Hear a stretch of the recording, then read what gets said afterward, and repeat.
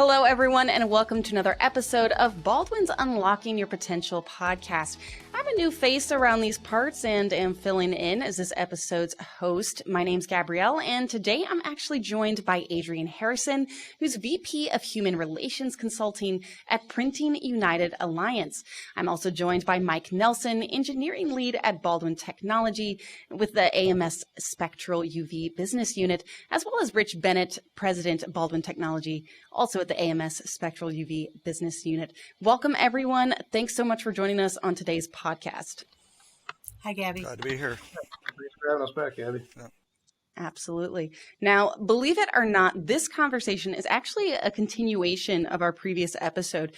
So in part 2 here, we're going to be talking about one of the industry's best kept secrets. So please stay tuned for that. But before we reveal that secret sauce recipe, let's go ahead and start with some introductions for those who are just listening in for the first time. So to start us off, Adrian, just please give us your name, title, and just a little bit about what it is you do in your industry. Sure. I'm Adrian Harrison. I work for Printing United Alliance, which is sort of the most comprehensive trade association for the printing industry. So we help all verticals within the printing industry. What I personally do is I help with all things human resources, human relations, from the day-to-day gritty things where people need to talk through or work through an immediate personnel issue to greater strategic concepts like retention, recruiting, benefits, succession planning, things of that nature. So it's really the gamut, soup to nuts. We cover it all, and that's what I do for our industry. I'm Mike Nelson. I've been with AMS here for 8 years, starting or next month. As Gabby mentioned, I'm the engineering manager. We develop UV curing devices for industrial industries, web printing industries, sheet fed offset printing industries, pretty much anything that can use UV curing. Yep. Rich Bennett, president of AMS Spectral. I've been part of Baldwin Technology. I've been with Baldwin Technology since about 2002. And a variety of different roles and locations. So happy to be here and happy to participate. Of course. Well, we're happy you're here. And thank you, everyone, for just sharing their backgrounds so we could just give our audience a better idea on where it is we're getting our insights from. But I did promise an inside look into the industry. So without further ado, let's go ahead and talk about probably what's one of the best kept industry secrets. I think you guys would agree. And what is that, you might ask? Well, it's that printing is sexy. Yep, you heard me right. It's high tech and it's digital. It's sales and engineering. It's so many things. It's creating vivid and striking graphics on packaging and signage that it just influences consumers every day, but also everywhere. So it's not what you would typically think the printing industry would be. It's not your father's loud, dirty, messy press room that's churning out black ink on newspapers. And it's time to share this message, I think, like loud and clear with the world to get unfound talent from this generation just flocking to work for the printing industry. But I know what you're probably thinking, and that's, well, where the heck do we begin? And that's why you're in the right place, because in this podcast, we're going to be talking about that. In our recent podcast, part 1 with Baldwin, we were talking about bridging the gap and attracting young talent as skilled professionals start to retire, bringing in that new workforce. So it actually featured these 3 distinguished guests that we have here today, Adrian, Rich Bennett, and Mike. So they all agreed that one thing is certain if you go ahead and watch our first part, and it's that employees have actually changed a lot since the pandemic, and companies have had to shift in order to attract and actually retain them with new expectations.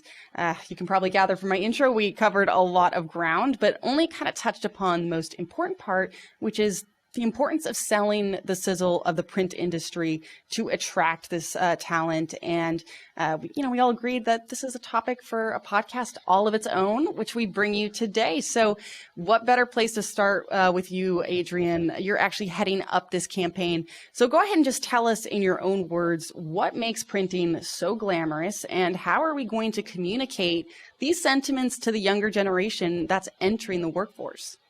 Well, I'm going to push back on glamorous because I don't know that it's glamorous. But what it is fun and cool. It's super cool. It's high tech. It's interesting. And whether you're with a company like Baldwin or you're interested in working with a company such as Baldwin, where you get to do the engineering piece of it and you get to put the puzzles together as to how to provide these sort of really innovative technologies to the industry, or if you're with a printer where you're literally putting ink or toner onto a substrate, it's really a cool thing. The first time I walked into a print shop, honestly, I didn't know what to expect. And I thought a little bit it was going to be grimy and not so great, right? I did. And I walked into a really nice printing facility.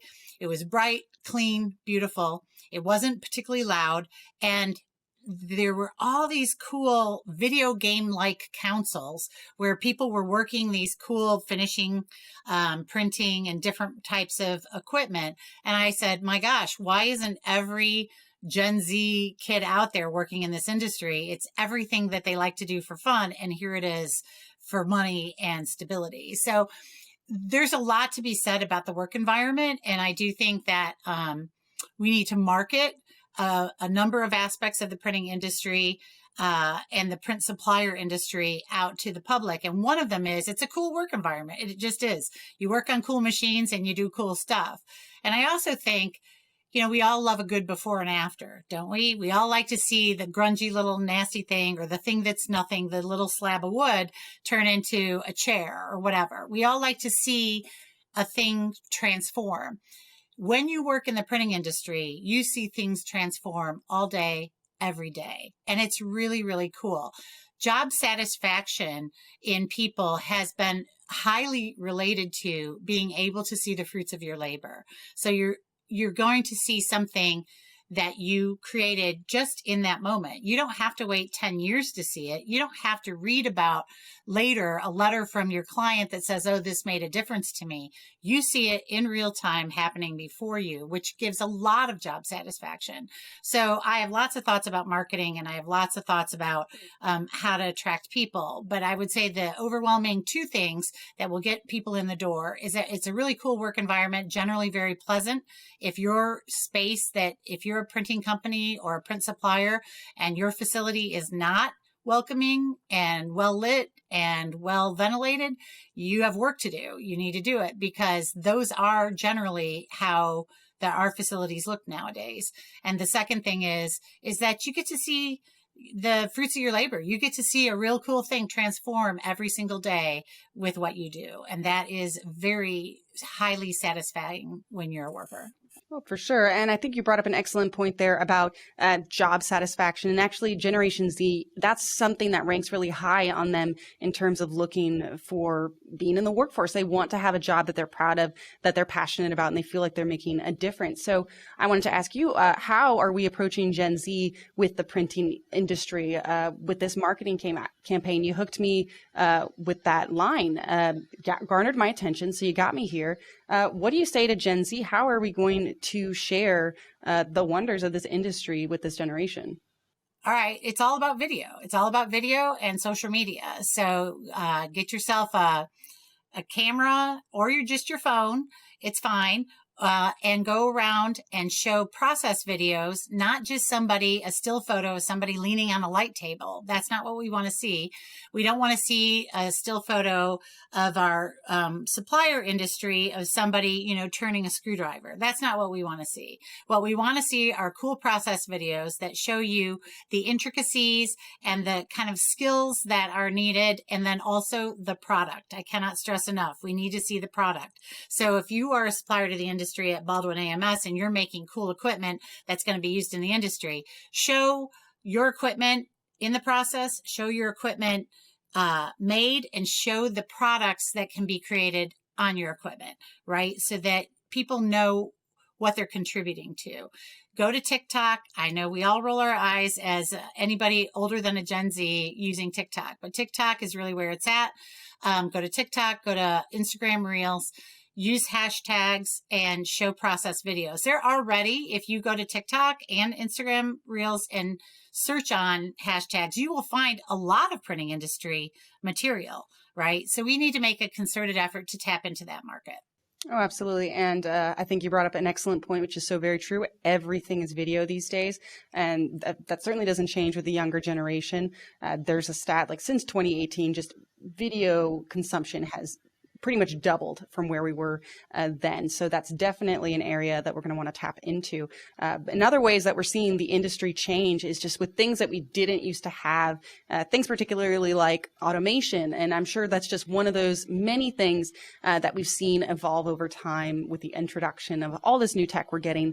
So Rich, I actually want to turn it over to you here and ask about your perspective on how in your career you've kind of seen things develop since you started and just how print has changed overall, or have you seen any stigma evolve just from where you started initially and to where we are now?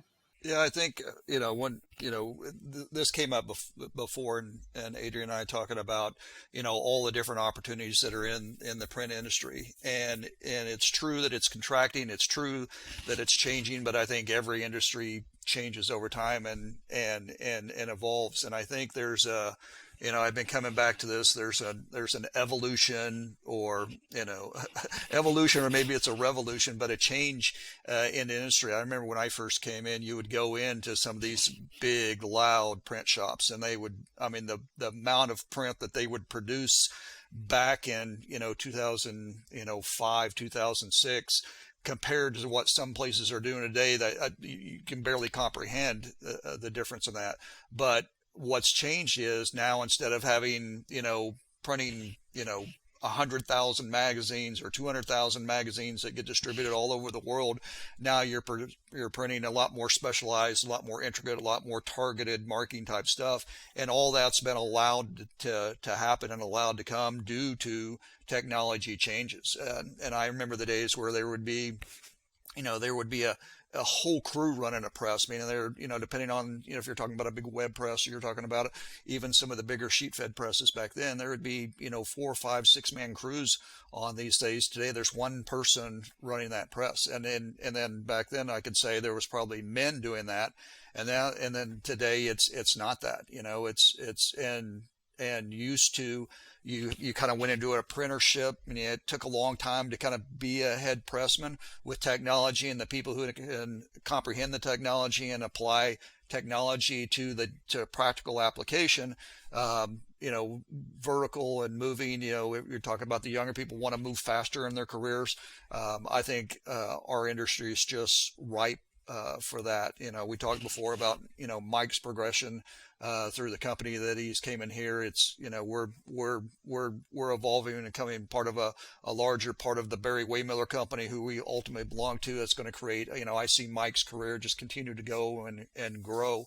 But I want to come back to a little bit of that. You talk about the Sizzle, you talk about the attractiveness of the market. We've talked a lot about the technical side. There's engineers, there's salespeople, there's marketing people, there's, business management, there's accountant, there's a lot of functional stuff, but there's also a lot of creativity in this market, and then creativity, and then even moving on and thinking about,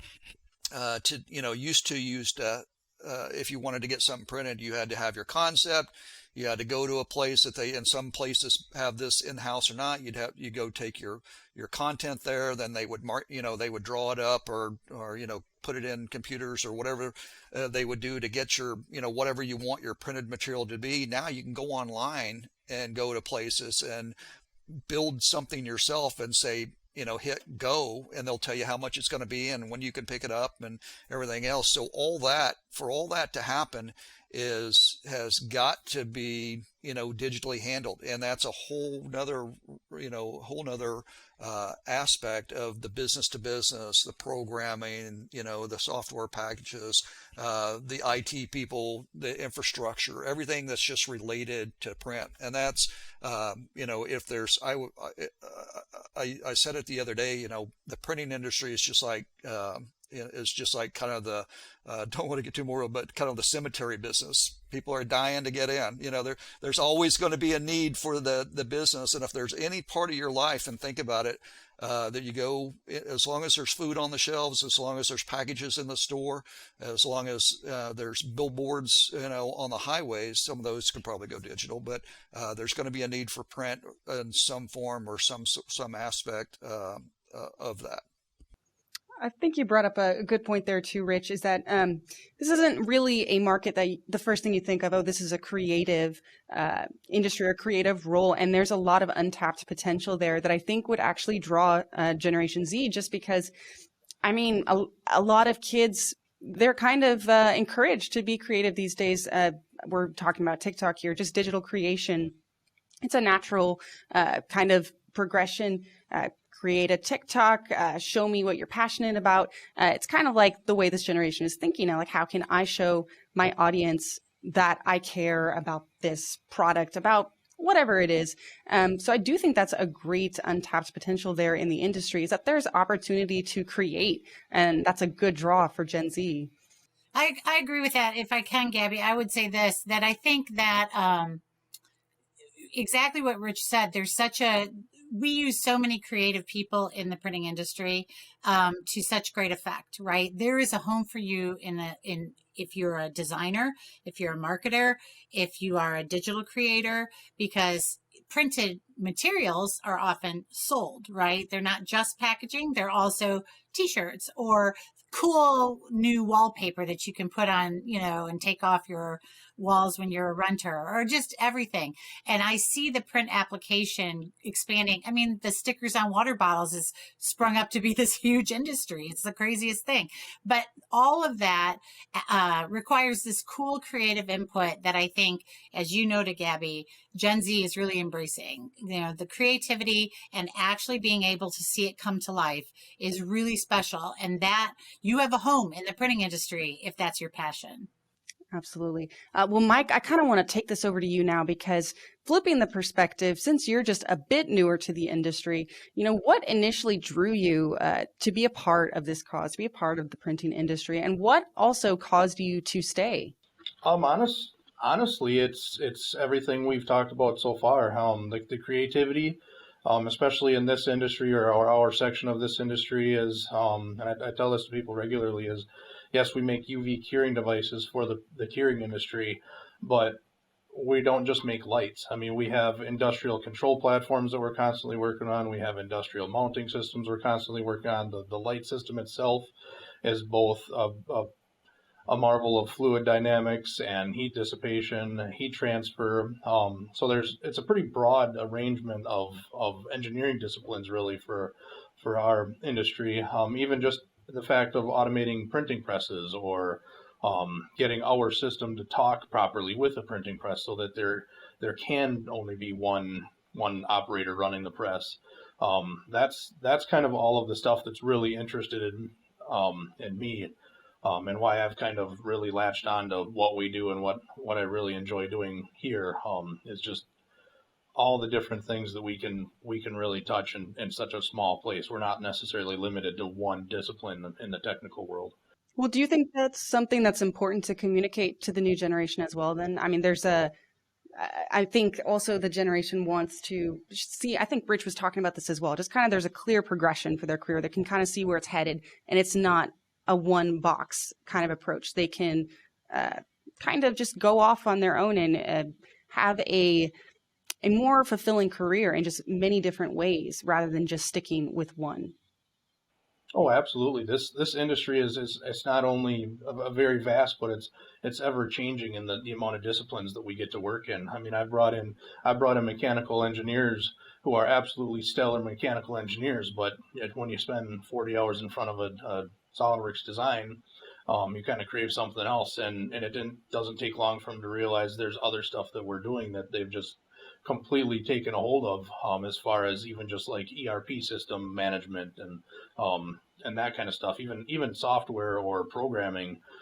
We've got a couple people that have had nothing to do with programming in their past experiences and past lives, and they're some of our best troubleshooters that we have to date, because they are bringing out in that outside knowledge and don't have any predetermined issues per se, from what has been learned. So yeah, there's absolutely. I wouldn't come into this industry thinking I'm going to come into a press room, so I'm going to run a press for the next 30 years, or I'm going to come in and design LED modules. So now I got to figure out how optics work and UV systems.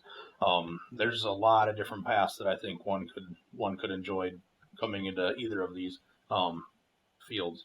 Absolutely. And it makes just such a difference in how you come into work when you're passionate about what you do and you love that there's a new adventure every day. It's not the same thing.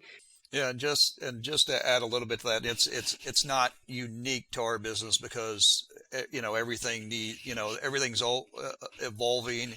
We're looking for new materials, or looking for a lower cost material, or looking for a more readily available material, or easy to work with material. And if you just think about even the LED business for us, which is still a fairly young business, I would say, in some of the, meaning there's absolutely a baseline that's there, but really starting to get into to change, not to get too geeked out here on the technical stuff, but I appreciate Mike doing that.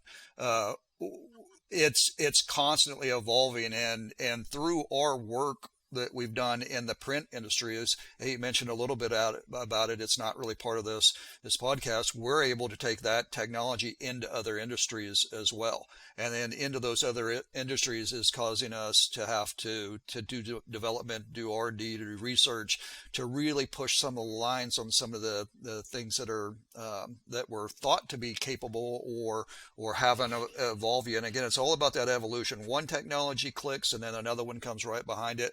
Or we could do certain more things in our business now, but we're waiting on some chemistry to arrive, and as soon as that chemistry arrives, it'll go like a wave. When we talk about things come in waves and cycles. And another thing I wanted to point out is that we're also in the problem solving business. It's calmed down a little bit now, but through the economic crisis the gas crisis they're having, the energy crisis they're having in Europe, gas prices. A lot of printers use gas to heat their to run a conventional dryer on their press.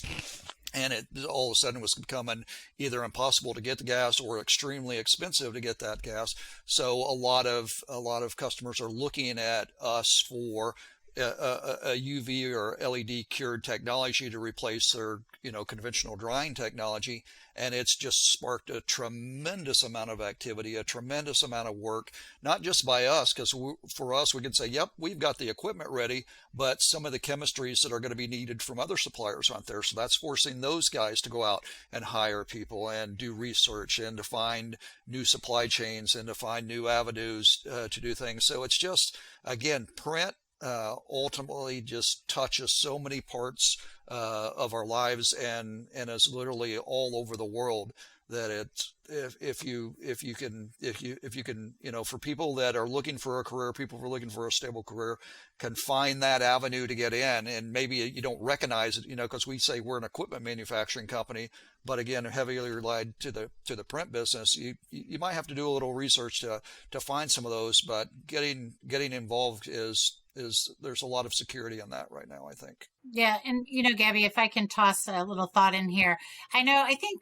it was Rich that said it earlier. It could have been you that said, it's a career. It's not a job. It's a career. It's a career you can grow with, such as Mike is doing there. And they're in the supplier side of the printing industry. But if you work in a print shop, that's a career too. You don't have to be an engineer on the supplier side. You can work in a print shop and you can have a full, robust career where you learn all the way through. You achieve management status. You could even be an owner. You can buy a print company yourself. And Rich had mentioned that the industry is contracting. Well, yes and no. The number of printers is contracting and the type of print that's being done is changing, but the industry is still actually super, super robust. And I'm going to point out that it is a super stable career. And that's also one of the things we need to market to young people. So what we talked about in the prior podcast was Gen Z sees the millennial grind, right? The gig economy, the millennial grind, and, not having a 401k or not having good health care because they don't work for one particular company. And Gen Z is a little bit rejecting that. They kind of don't want that grind for themselves. I would venture to say that print is a very, very stable career. And if you work for a printing company, that is a skill that somebody will always need, literally. I mean, we all know what the world's oldest profession is. I'm not going to talk about that, but printing is not far behind as a really important and longstanding profession, dating back to, Johannes Gutenberg, right? In the 1600s, I think, but I'm not a history major, could be wrong on that. But anyway, it's hundreds and hundreds and hundreds of years old. It's not going away. When you learn a job in printing, you have a job for life that is a career, not a job. You can move all the way up to the very top part of it, and it's very well compensated, lots of great benefits, and the grind does not exist like the gig economy. So we have to sell that. Maybe that's not glamorous, but it's stability. And people are craving stability, particularly in a post-pandemic world. We like to know that we have something to rely on. And not for nothing, printers were essential workers. And so nobody closed down the print shops for more than a day.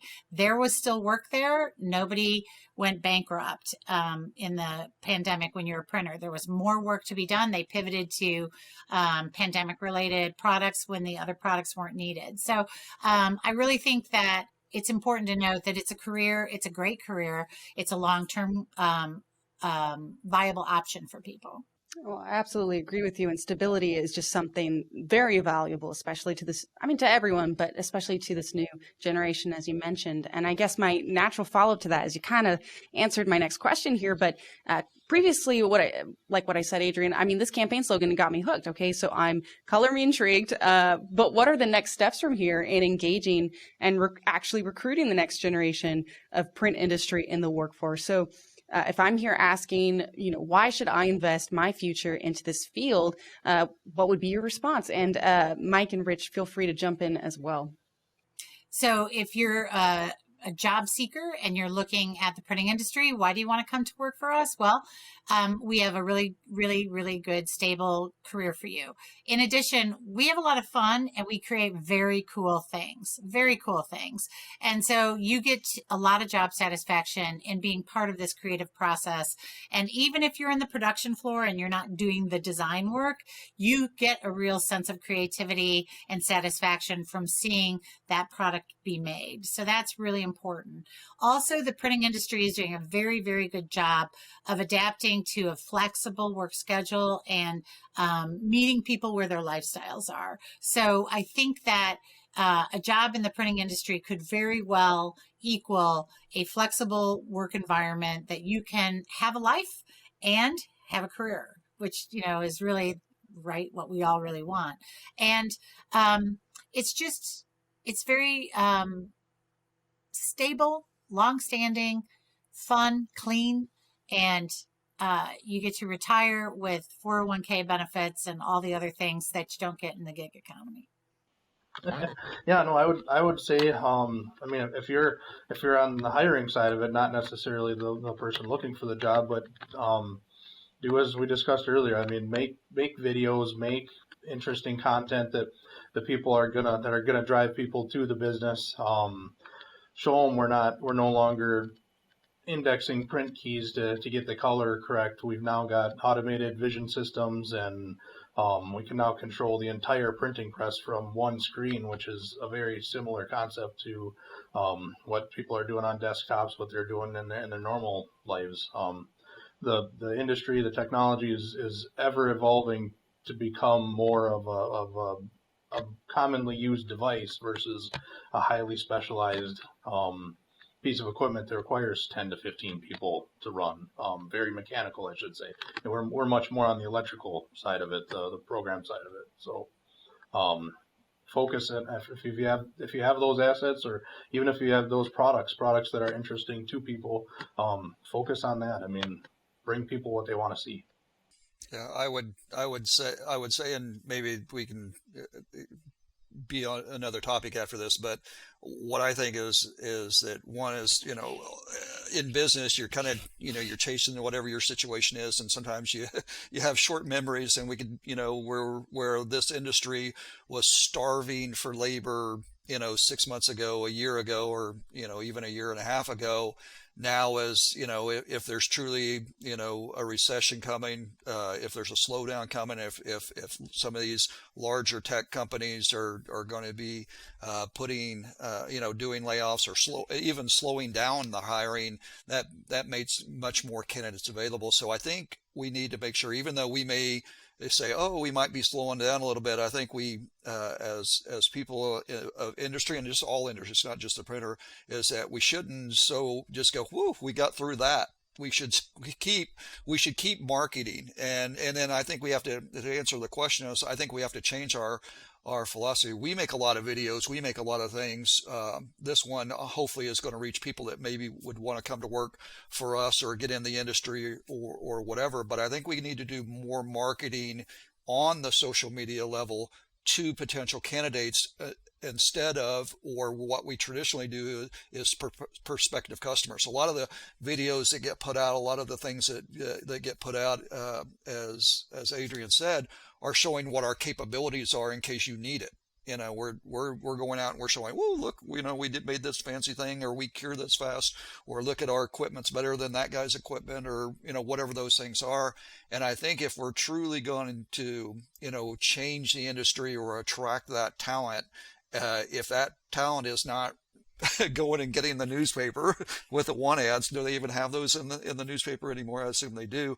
But whatever that is, or if we're only on LinkedIn, if we're only on wherever we're trying to recruit, we've got to put more things out there that say you should come to work for us, or you should come to work for this industry. And Adrian and I spoke about that before. Is that maybe we could start a side job of, marketing, a marketing firm to the, and we find people candidates or something. But we probably can't do that, but we get in trouble. But anyway, Rich, side it's hustle. our side gig. Quiet. Hustle. But I think that's what I would just encourage, if you're an employer and listen to this and thinking, oh, we got over the hump and now things should get a little better. Let's not forget where we came from. Let's not forget the situation and how fast that situation could come back again. And let's make sure that instead of just hoping we get the people or hoping we have the right people, we should still constantly be looking for the right people for our businesses and for the betterment of everybody, drawing more people into this industry, because people do move around in the industry. Adrian and I were at a trade show. Won't give her the props for the name of the trade show, but we were at a trade show a few months ago, and I just told her, I said, I could walk around here and I could show you, that guy used to be a regional sales guy. Now he's the vice president of sales for that company. Press room managers that used to be printers that we used to work with, purchasing people that are press room managers. I mean, and then good printers move from location to location occasionally, and it's like everybody, they're moving because of career enhancement, growth, going from a smaller print shop because they're a great printer in a smaller print shop, moving to a larger print shop. That's life, that's business. We all have to deal with that sort of stuff, but we should be proud of the people that we're sending on, not and then also hopefully have a robust pipeline of others to come after. But yeah, I think more marketing towards the people we want to get in would be the kind of my way of thinking in the future. Sure. Proactive targeting marketing would be a good solution. Well, this next question is actually for all of you as we start to close this conversation. As we've kind of discussed already, this digital age, it's just increasingly so. Just where is the future headed for the printing industry as a whole? What are just some ways that there's still room to evolve for the better? What are just some of the major challenges that we're seeing now? And I know we just started 2023, but it's never too early to start those goals. So maybe what are some major challenges that we're still looking to accomplish before the end of 2023? Yeah, I think the industry itself is really evolving, partly because of these supply chain issues and getting the proper substrates and things like that. But also, there's really cool innovations that surround being more eco-friendly and having more products that are able to be recyclable, products that are able to be reused, reusing products as substrates, things like that. So there's a lot of innovation, I think, that goes to the heart of the future of our planet. That's really interesting. And a lot of it, as with anything, is driven by both a shortage that has evolved over the last couple of years, but also as people get more concerned, they're putting their hearts and minds into action in their work, and that's the printing industry is evolving in that way.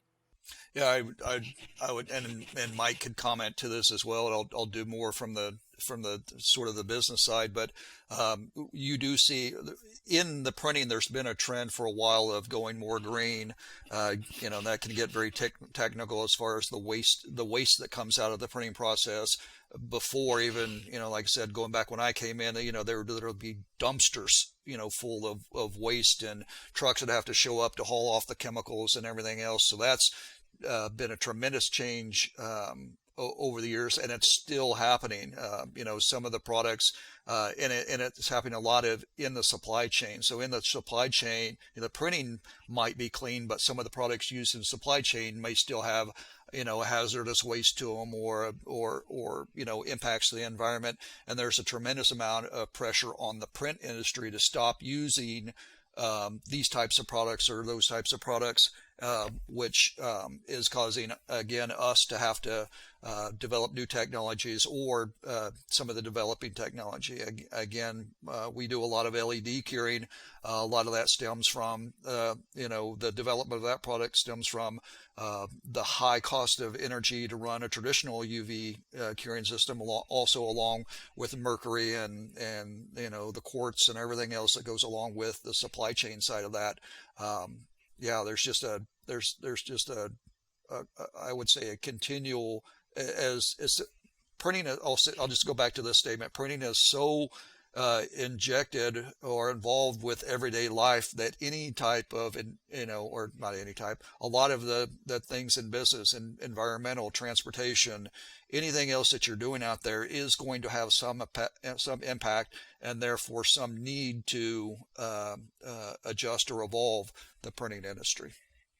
Rich pretty much hit that one on the head. I mean, the printing industry is ever evolving. So what may be a good goal for this month as far as reducing the amount of gas that someone's using for their heat set dryers in Europe may be completely different by the end of this year with where we end up. So yeah, I think Rich did a great job of explaining where our goals are.